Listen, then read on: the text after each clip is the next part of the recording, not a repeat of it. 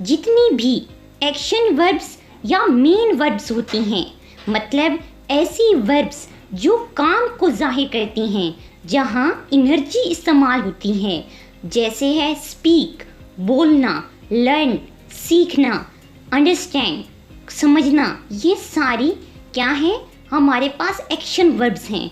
अब इनको 3 फॉर्म्स में डिवाइड किया गया है जो टेंसेस या ज़माने को जाहिर करती हैं।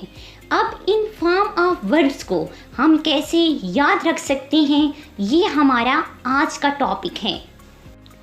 इन फॉर्म ऑफ वर्ब्स को 2 टाइप्स में डिवाइड किया गया है। नंबर 1 इनकी टाइप है ऐसी वर्ब्स जिनके आखिर पे ईडी लगाकर उन्हें सेकेंड और थर्ड फॉर्म बना दिया जाए, वो रेगुलर वर्ब कहलाती हैं।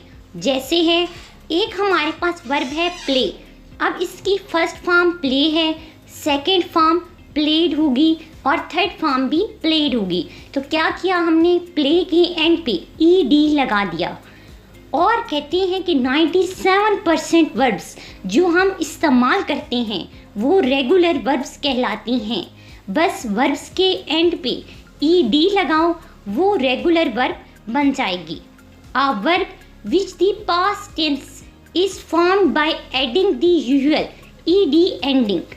लेकिन 3% वर्ब्स ऐसी हैं जिनके एंड पे ed लगाकर उन्हें सेकेंड या थर्ड फॉर्म में तब्दील नहीं किया जा सकता।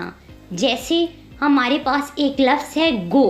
अब इसकी फर्स्ट फॉर्म है गो, सेकेंड फॉर्म है वेंट, थर्ड फॉर्म है गोन। और इसी तरह एक और है हिट, फर्स्ट फॉर्म है, सेकंड फॉर्म भी हिट है और थर्ड फॉर्म भी हिट है। अब आप देख सकते हैं इन वर्ब्स के लास्ट में ईडी लगाकर हम इनको सेकंड और थर्ड फॉर्म नहीं बना सकते, तो ऐसी वर्ब्स इर्रेगुलर वर्ब्स कहलाएंगी। A verb which the past tense is not formed by adding the usual ed ending।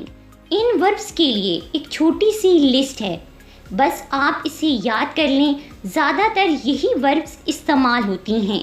वैसे तो ज़्यादातर रेगुलर वर्ब्स आएंगी जिनके एंड पे ईडी होगा, और जो दूसरी इस्तेमाल होंगी वो ज़्यादातर यही होंगी।